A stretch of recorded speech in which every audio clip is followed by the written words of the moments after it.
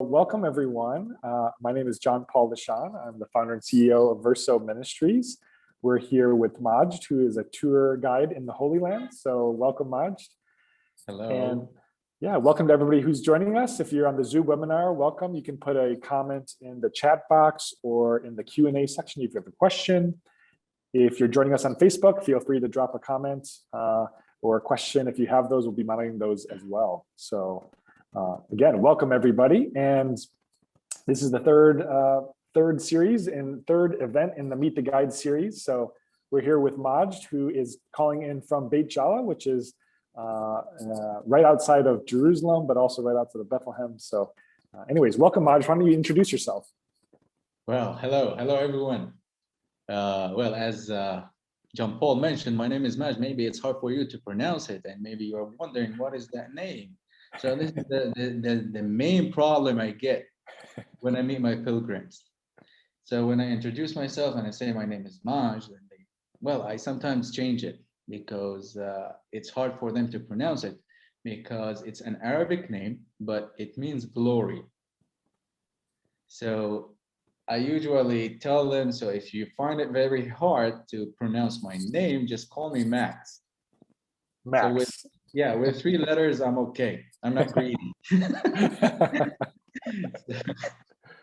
I was born in Bethlehem. I know you know someone else who was born there. And I was raised in the vicinity of Bethlehem, let's say on the outskirts of Bethlehem, very close to the borders of Jerusalem, in a city called Beit Jala, which is an elevated city. It is about 2,800 feet above sea level, more or less, which means that we get snow every couple of years. You know, it depends on the storm. So I lived all my life here, not in Jerusalem like my colleagues. Great. Yeah, well, can you explain? So I'm not sure how many people realize, but Bethlehem and Beit Jala are in the West Bank, but very close to Jerusalem as well. So it is very close to Jerusalem. That's true. It is only, remember, we have Bethlehem, the Shepherd's Field, and we have Ein Karem, and we have Jerusalem. So remember, connect the 3 locations together. You get to 6 miles away from Bethlehem to Jerusalem, 6 miles away from Jerusalem to Ein Karem, and 6 miles away from Ein Karem to Bethlehem. So you make another triangle, like the Messianic Triangle of the North, between the 3 cursed cities in the Galilee. So we're only 6 miles away from Jerusalem. So even it is located, now half of it in the West Bank. But I do live in a place which is in between, which is part of the city of Beit Jala, is located within the boundaries of the municipality of Jerusalem nowadays, because of the politics and so on. Sure. So this is where I live today. Yeah. Well, that's a real reality for many people, to have one town that's split between 2 places. Well, it's hard for them to understand all this. Sometimes they're like, what are you talking about? Come on. This is a fact. They go crazy when I say I don't have a nationality. So they were like, what do you mean by that? I don't have a passport. So because of the political situation, which is very, very hard for a foreigner to absorb and understand the situation here, so they will never understand it. So I make long story short, and I tell them, okay, I was born here, lived here, but I have no nationality. I don't have I only have a travel document. And this is what I use to travel, and it is needed to issue a visa before your flight. So before your flight, before you buy the ticket, before you do everything, make sure you have the visa stamp on your passport from the embassies here before you go. It's not like holding an American passport. You go to the airport and you pay for the ticket and that's it. So here is different. Yes. Interesting. Yeah, Well, that's something we like to share with our pilgrims when we go, because I sure. think a lot of people, when they sign up to go to the Holy Land, they think, well, obviously it's a spiritual journey. So you come because you want to learn about the Bible, you want to see the places where Jesus walked, all of those reasons. Absolutely. But it's just inevitable when you're there that you learn about the history, of course, but you learn about the culture, you learn about the politics, the different religions there. I mean, you can't help but you run into them. You have to learn about them. It's not like you can't divide the spiritual history and the scriptures Because with they what's see, happening. Yeah. because they see, and they don't have any of that in the United States. Correct. So they know nothing about it. Yeah. So in the United States, it's different. Like sometimes when pilgrims get here and they ask, "Are you Catholic or Christian?" Or like sometimes I tell them, my friends, this kind of question cannot be asked here where I live, Okay. Why is that? because we are all one. So we all have the same Lord, Jesus Christ, but Okay. those are denominations. You're So saying we Christians are one. we Christians, we are all Christians. Like, for example, let me tell you and tell you more about my family. Okay. So my father is Greek Orthodox, my mother is Catholic. Okay. So my school was a Lutheran school. Okay. Can you imagine all that? Well, because it was the only school in my vicinity here, which was one of the best. It's a private school and it's a church property. So because of that, my parents sent me to this school to get a good education, at least, not like governmental ones. So you go to private one, like I really care for my son's future, and I send them to, even though it is much more expensive to cover all the fees and all that. But the good thing about it, once you finish the high school, you'll get an opportunity to get to a good university, and also the base, like they start with English, from English language from a very young age. Right. And besides English, like my school was a German one. So besides English, they used to teach us German language. Interesting. Yeah. Okay. Well, you're a man of many languages. You don't only speak English, but what other languages do you speak? I speak Hebrew, and my mother tongue is Arabic and Spanish. Wow. Okay. But not German. You've blocked that all out. I don't practice it. Yes, I've never sure. practiced it since I finished my high school. Sure. So, you need to practice the language to memorize it. Yeah. So it is the same thing how I learned Spanish. So my wife, when I got married, my wife actually she wasn't raised here. She was originally from here, but it's like many Christian families who emigrated, which this immigration started in the beginning of the 20th century during the Ottoman period. But a lot of them, they moved like 30, 35 years ago. So my in-laws, they were one of the families who left the country to Central America. So I tried, when I got married, I moved there in 2011. Okay. And there, because I had no one to talk to in Arabic or English, so I had to speak Spanish, whether it is correct or incorrect. So I had no clue. So that's how you learn Spanish. Absolutely. You were hungry. You had to eat. So we do practice it at home every day, because my wife's mother tongue is Spanish. Okay, great. Yeah, so Great. this is how I learned Spanish. And Arabic and Hebrew, because we live here and we need that all the time. So you cross to Israel, you come back to the West Bank, you go back and forth, and you need to communicate with the people, and to work. Yeah. Interesting. Very interesting. Yeah, I remember a guide telling me once, speaking of that, so like when you are traveling in the Holy Land, there are, I mean, pretty much everybody speaks Hebrew and Arabic because you have to. Yeah. But I guess one question I have is, how do you know which language to speak when you're in certain places? Is it what city you're in, or is it what somebody looks like? Like, how do you know which language to use when you approach somebody? First of all, you have to know where are you at. Okay. If you are in a let's say in a Jewish place, sometimes you might see Arabs working there. So the question is how you can tell which language to use. Right. So here we can tell from the faces. Okay. Okay. You do that. We can tell from the style, from the faces, from the clothes, and from from the look. Yes. Yes. Like for someone who is from outside the country, it is hard to tell because we are all Mediterranean people. Like, look at us. Right. We have black hair. We are kind of dark color skin, and so we can tell and we can know each other's. Yeah. Yeah. Yeah.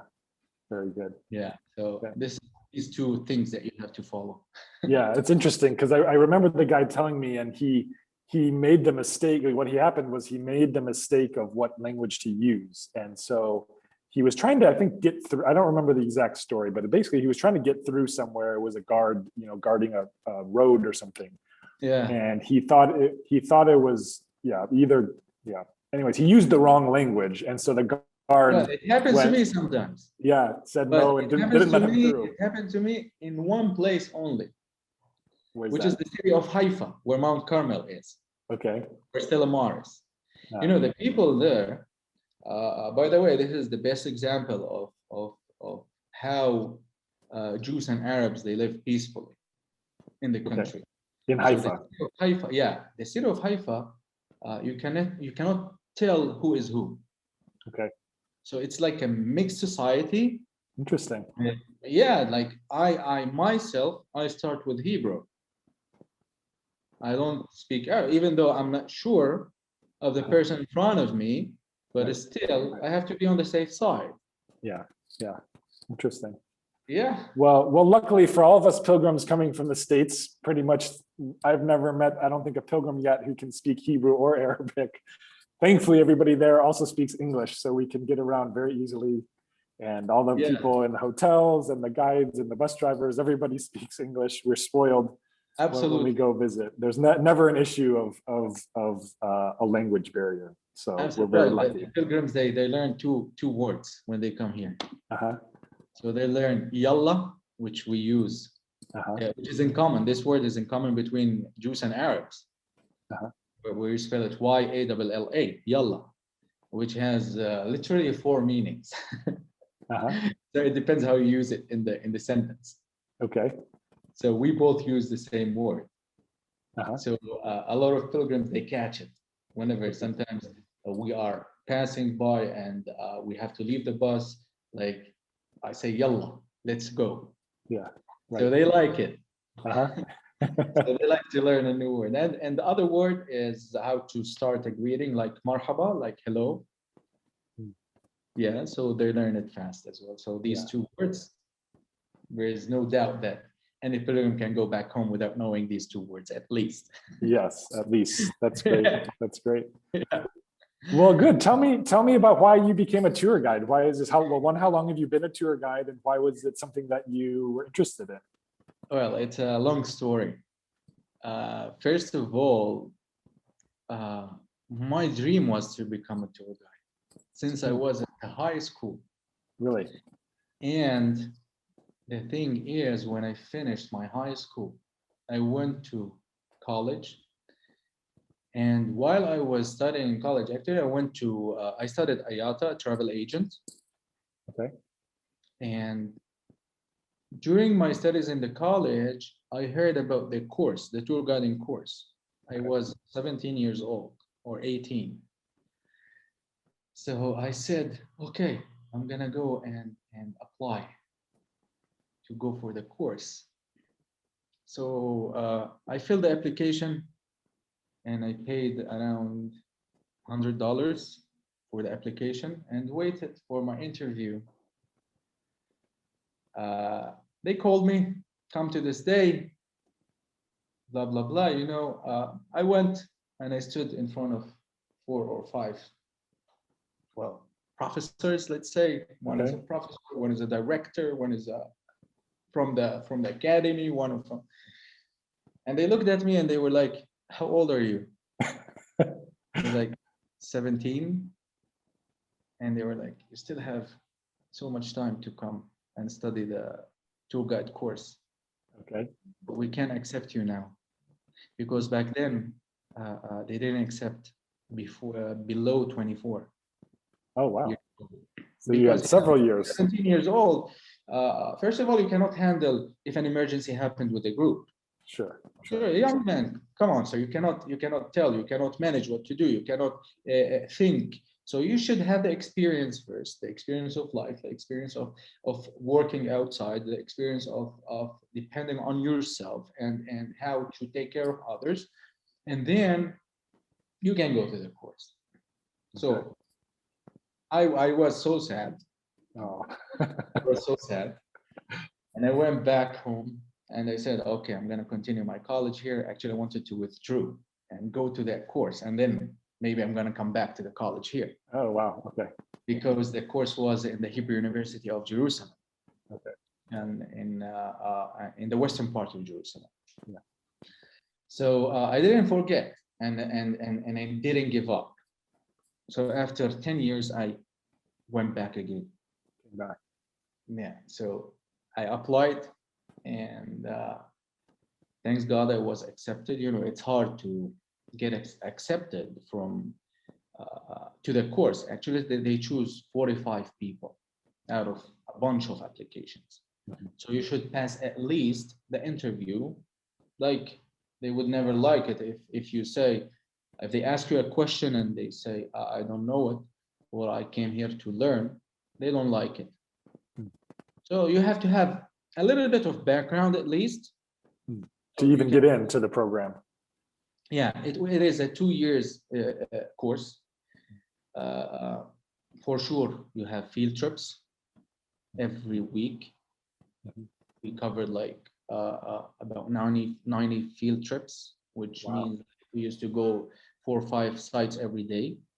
Wow. And there used to be some campus in the Golan Heights, campus in the south by the city of Eilat, to stay there and to cover more sites rather than going back and forth with the distances. So I got accepted and the test to become a tour guide at the end of the course is one of the heaviest things that you can imagine. First, you go to the written one. If you pass it, you go to the oral one. So the thing is, you have to know everything. Right.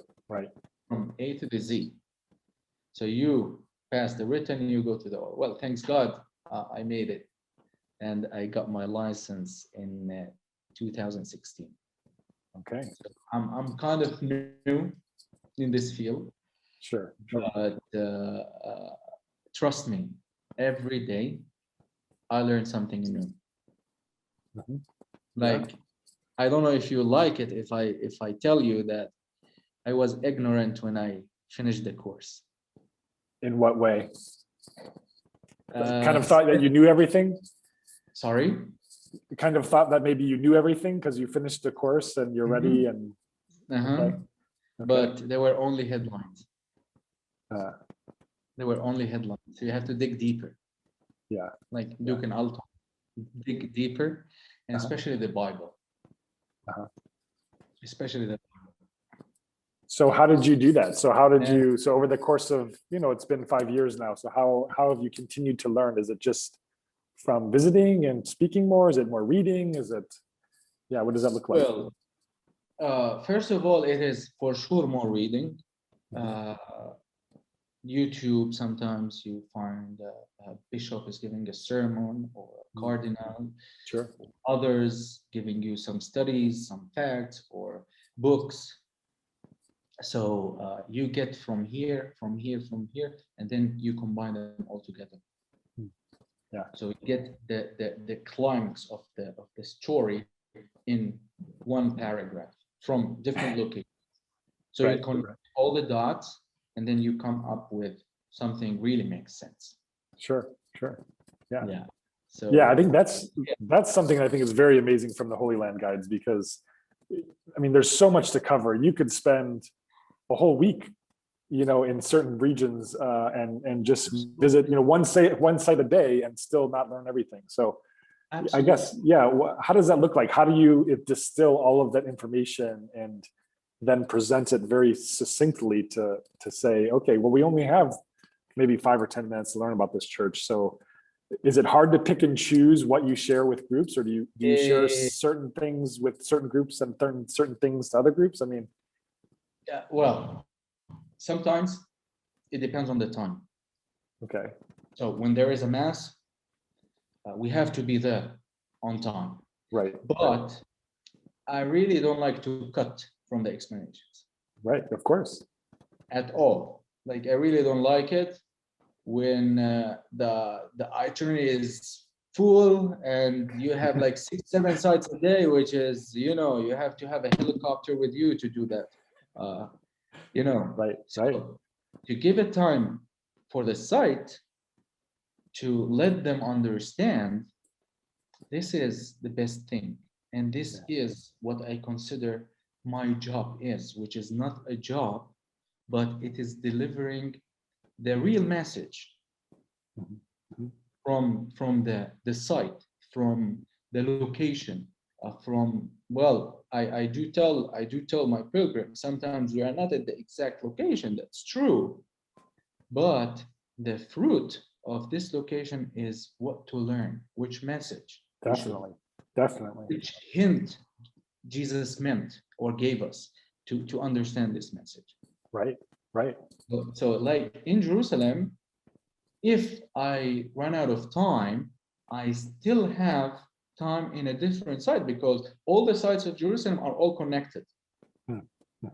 So I cannot separate like Mount of Olives from the temple. Right.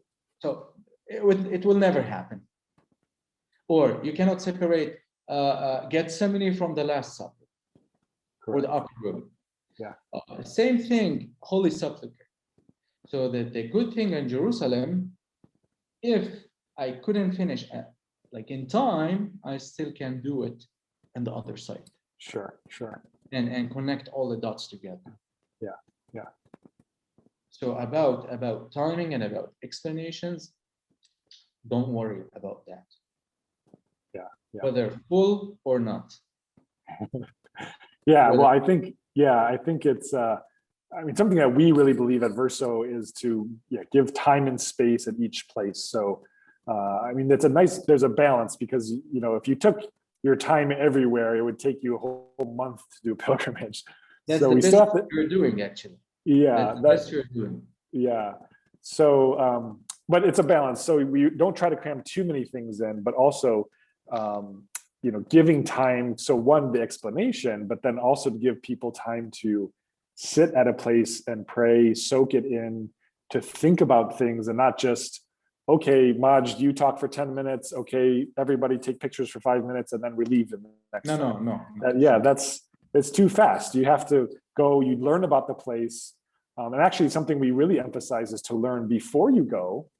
So the more you can learn before you even go, the more you actually understand what the guide is saying, because it might be more of a refresher, or you could understand more even.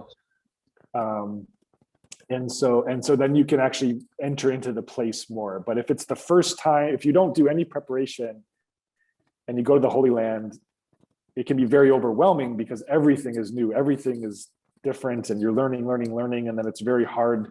At some point, your brain just kind of fills up and it can't learn anymore. you know that. So you've been there and done that. So yes. What is going on? So and of course, it's hard to do. And of course, it takes time to prepare, but we do encourage our pilgrims as much as you can. Watch YouTube videos, read books, Try to learn about it. Read the scripture, talk with your friends who are maybe going, your family members, and you can prepare your heart and your mind for the experience before you go, so that when you go, you can really, really enjoy it more, and it's not so overwhelming. True. Yeah. True. So What? It is like the same when sometimes when someone is not prepared for the trip, I tell them now you can go back home, and from your notes, I tell them, you want to take notes, feel free. Take notes. If you have your Bibles, to write down, like I do, write down on my notes on the Bible, like references and connections, similarities, and so on. And I tell them, nowadays, when you go back home after your visit to the Holy Land, you will understand the Gospels way more than you did before.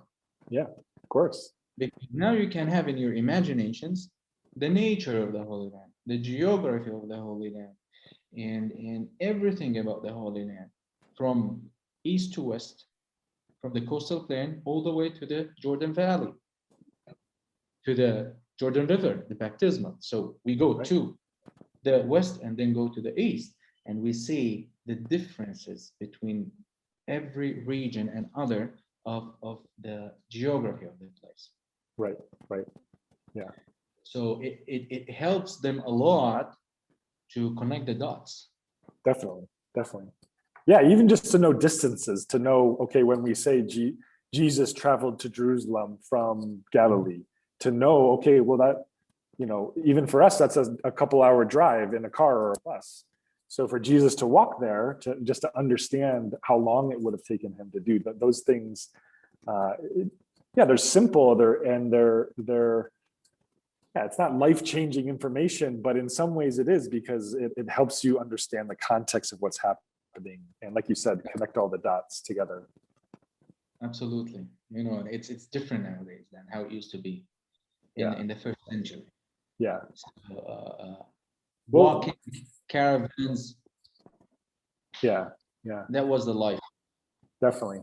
Yeah, I guess that's one question I had was, I personally really love the Galilee region. So if you haven't been there before, for those that are watching, the Galilee region is in the north. It's much more agriculturally based. So there's a lot of agriculture, banana fields, olive tree orchards, things like this. You have the Sea of Galilee, so you have the lake and the mountains behind. So it's very picturesque scenery and landscape. It's a very pastoral landscape. So to me, I've always loved going there, because I can very much envision this is what Jesus also saw. I guess the question would be, how different is it? How different is the Holy Land now than it was during Jesus's time? I mean, in places like Galilee, maybe it's more similar, but in Jerusalem, Jerusalem's it's a city of hundreds of thousands of people. So yeah, how different is it now, 2,000 years later?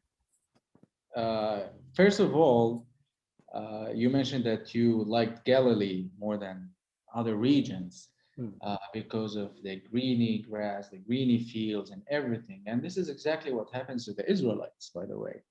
Okay. So they figured out that this is the land of milk and honey the minute they arrived to Galilee, not the minute they arrived to Gilgal or to the Bethany beyond the Jordan, when Joshua built the altar, and they only saw the arid lands, the dry lands in front of their eyes, the Judean wilderness. So you got the same feeling as a pilgrim coming to the Holy Land, to the region of Galilee, seeing all the green grass around you, and the fertile land.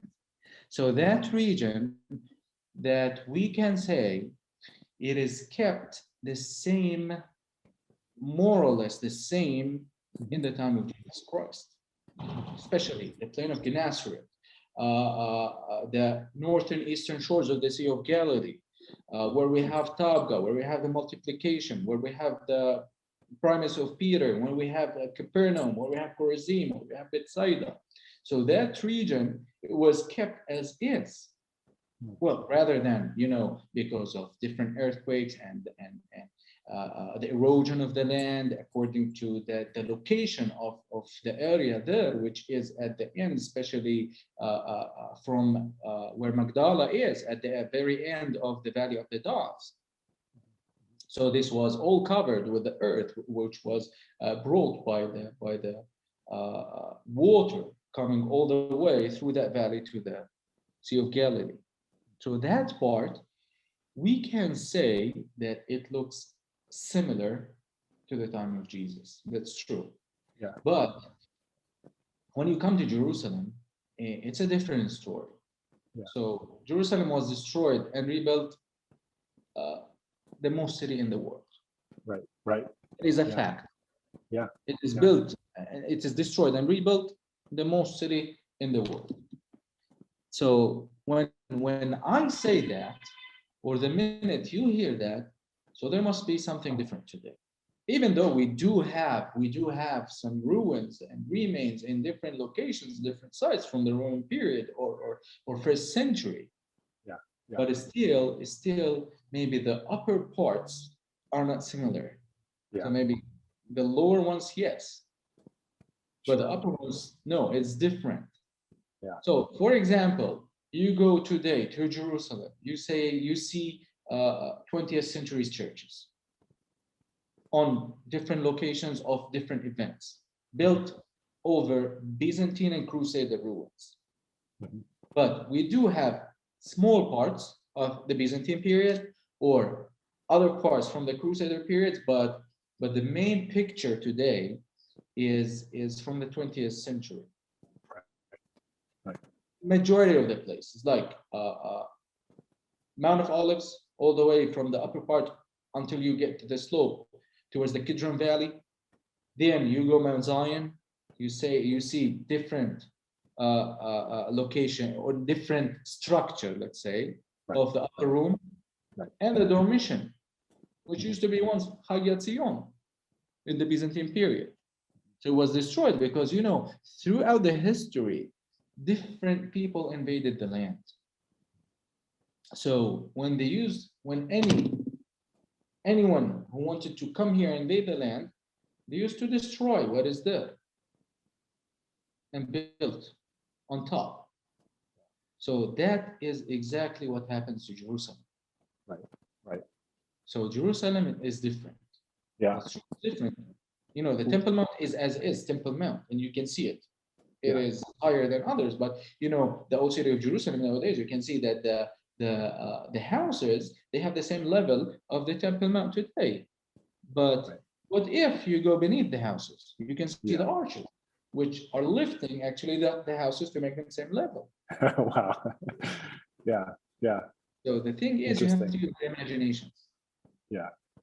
Through my explanations, and if you follow what I'm talking about, and especially when I pinpoint things from Mount of Olives all the way to what is opposite side of us, which is the Temple Mount and the old city of Jerusalem. So I pinpoint things and I let them imagine that the city of Jerusalem, and let them live the time of Jesus. Yeah. That's great. Well, and there is, not all groups get the opportunity to go, but at the Israel Museum, there is the replica of the old city of Jerusalem at the time of Jesus. So that's a beautiful model. If people get not all groups get to go there, but that is one way to kind of help imagine what it looked like. So the model is basically, it shows what things look like 2,000 years ago, essentially. That's true. The model well, that is I like it very much. And I really enjoy explaining that. I just love it, because it takes me all the way back to the first century. Into different periods of time, but in the time of Jesus Christ, and I can show them like the valleys at the time of Jesus, like the Kidron Valley, the Tyropian Valley, or the Cheesemaker Valley, or the western part, which is or let's say southwest, the Gehenna Valley. So they can understand how the topography of Jerusalem is different than today. Like Temple Mount higher, Mount Zion on the other side, valley in between, another valley on the eastern part, which is the Kidron Valley, and then you have Mount of Olives. So the pilgrims, they get the idea and they can draw a picture in their minds while looking at the model. Yeah. You can see the eastern gate, they can see the women's court, they can see the altar, you can see the Holy of Holies, they can see everything. Yeah. So that's what I like when I stand in front of that model. Yeah. Good. Well, we're going to transition to our favorite part of the program called Stump the Guide. So if you've watched before, we've done this the last couple of times, and we've done a timed round. I switched the rules a little bit for Majd. We have a set of 10 questions. So I've got 10 questions prepared. There's no time limit here, but I'm gonna share my screen. We've got 10 questions, and we'll see how well Majd can do for Let's do it. for this. So, all right. So speaking of what we were just talking about, here's a picture. So can you explain what is this place and why is it important to both the Jews and the Muslims? Sure. First of all, a lot of people mistakenly, they call it, even in the Muslim world, they call it Al-Aqsa Mosque, which is not Al-Aqsa Mosque. Make sure this is called the Dome of the Rock. So this is located according to what is inside of that rock, where you can see that cuts on that rock, which fits the measurements of the Holy of Holies. And this is where the temple stood. So that is the reason why the Jews, for them, it is very important, and it is the holiest place on earth. Well, today it is the Western Wall because we don't have the temple. But for the Muslims, it is also believed for the Prophet Muhammad, from where he ascended to heaven. Okay, good. Talk about a lot of information in a short time. That was perfect. Well, yeah, because you have 10 questions, so we have to. Here we go. All right. Roughly, how old are the oldest trees in the Garden of Gethsemane? I believe 1,000 years. Yes. Because why?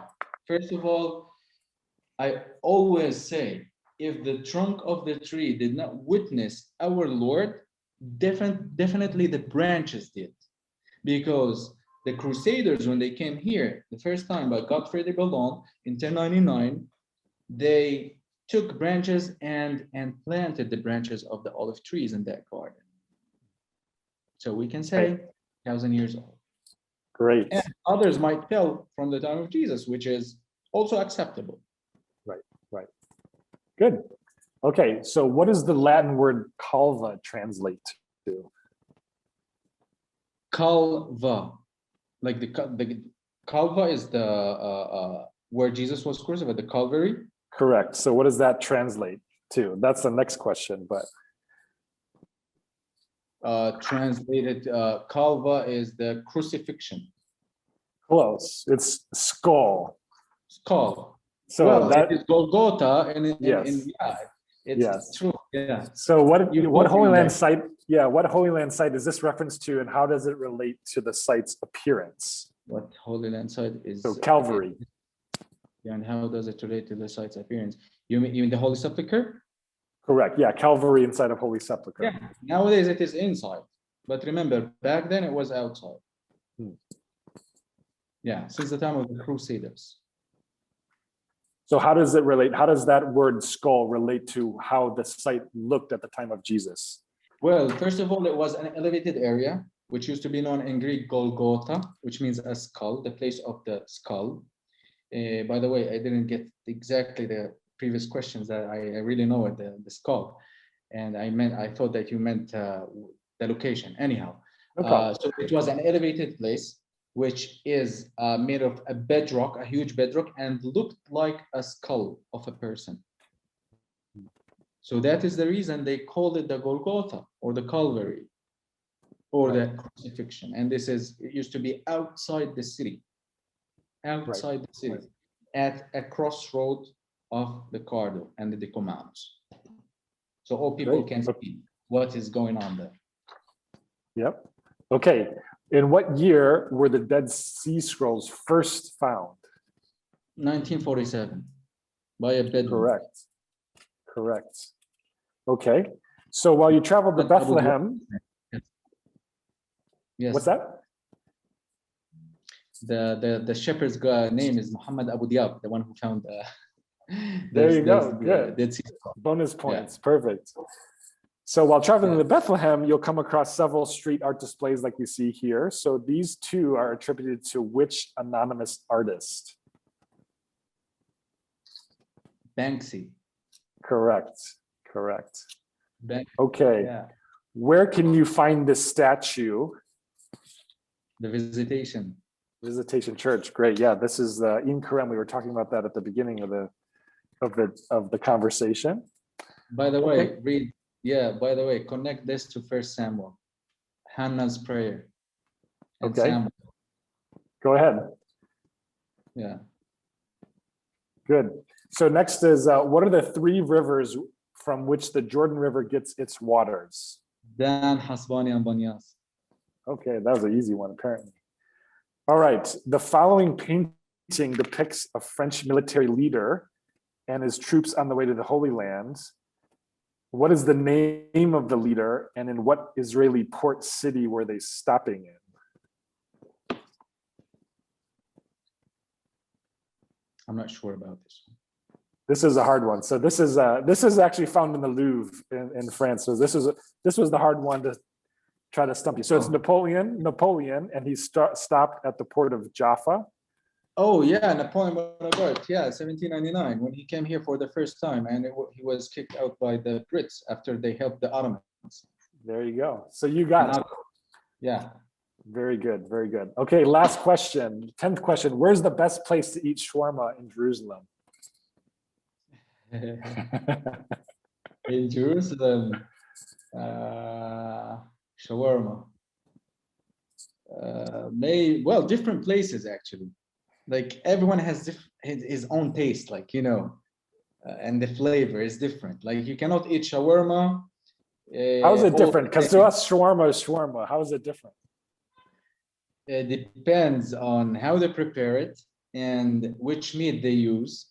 Okay. And the spices, and if they also use the fat of the lamb or not. Oh, interesting. Okay. Yeah. So if you had to pick one place, your favorite place, where would you go? For shawarma in Jerusalem, I would go Yerevan. Okay. That's in the old city? Yeah, by the New Gate. By the New Gate. Okay. Good. All right. Well, you did very well. You passed with flying colors. You still know your stuff even after a year of relaxing at home. So good job. We do some refreshments, like we have to. Good. So, well, as we close our time, I guess, do you have any advice for people that are thinking about coming to the Holy Land? Do you have any words of advice about somebody who's discerning, like thinking about, hey, maybe I want to go to the Holy Land? What should they be thinking about to prepare for a trip?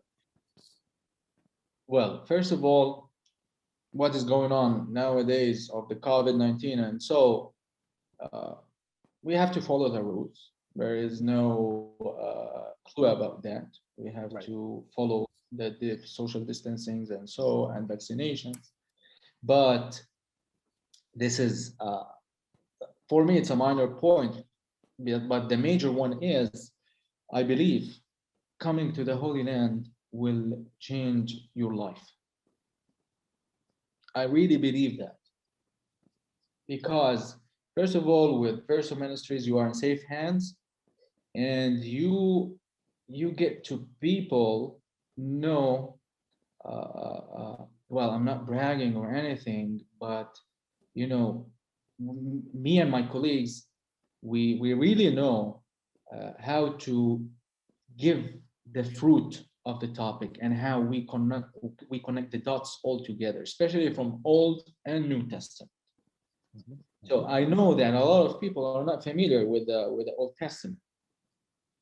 But the thing is, I figured out that it is very important.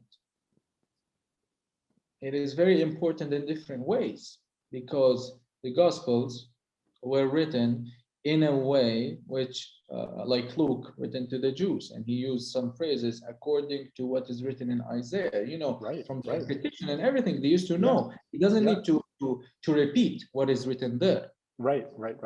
But for a pilgrim, if Luke was here, he has to repeat nowadays. Right? Yes. So, to give context. Yeah, exactly, give context. So like exactly. Jesus, when Jesus is teaching, sometimes he'll reference the Jewish scriptures is kind of what you're talking about, right? Absolutely. Yeah. The pronunciation as well of different phrases. Like for example, you find in the book of Mark, 1st chapter, and Jesus came from Nazareth. Like if you search in the Old Testament, you will never ever find the word Nazareth,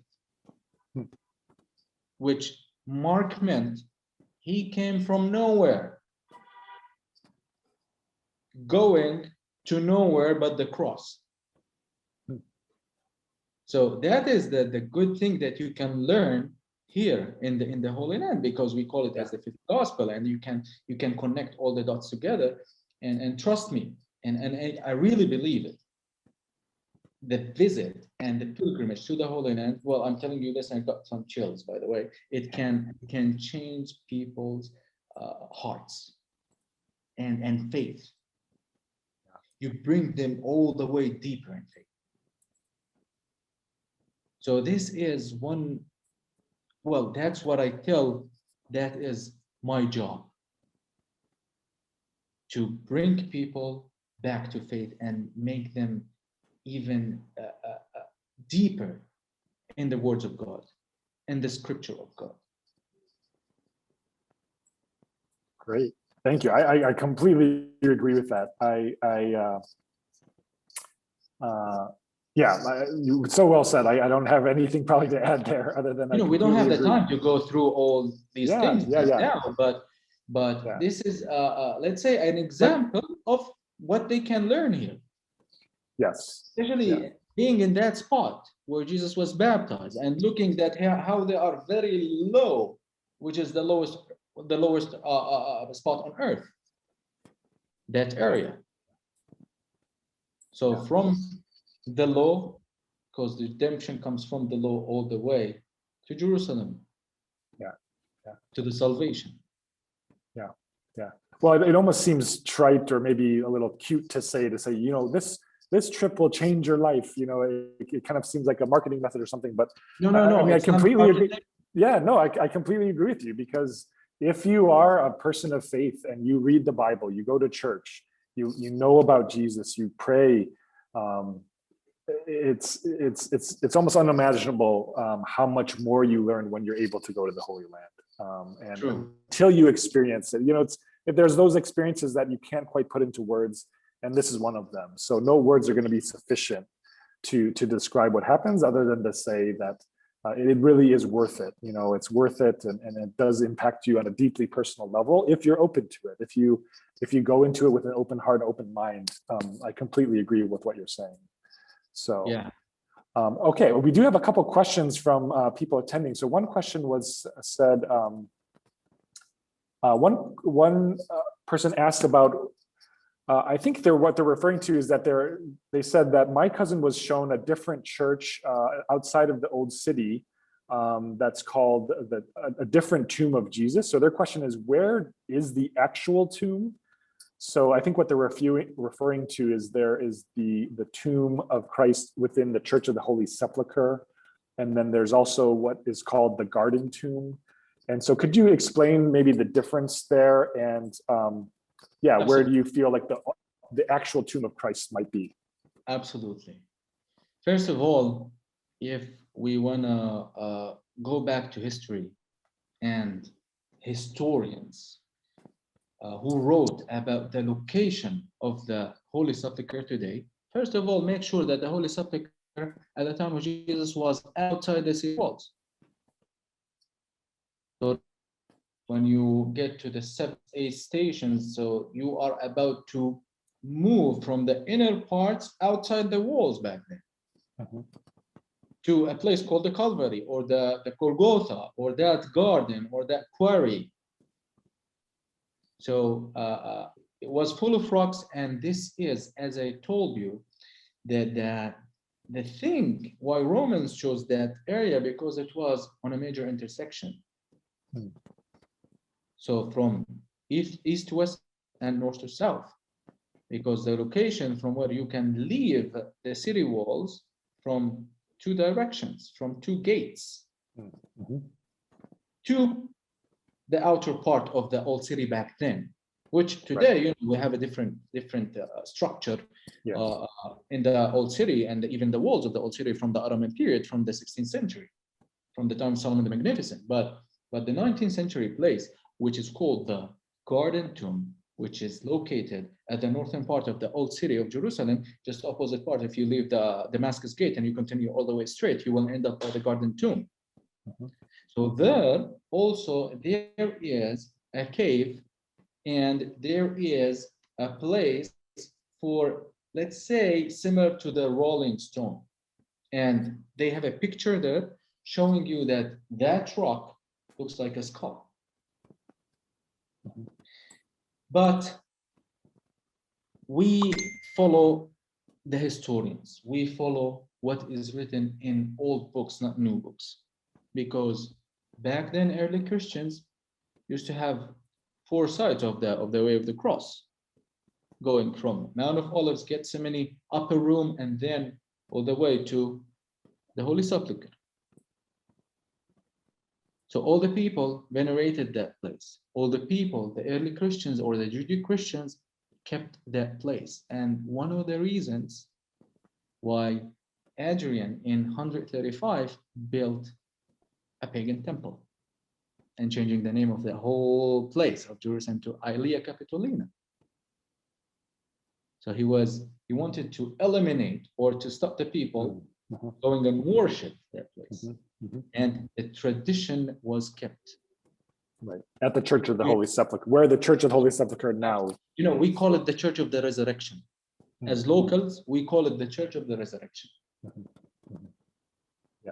So I really respect if others might tell that the Garden Tomb is the place.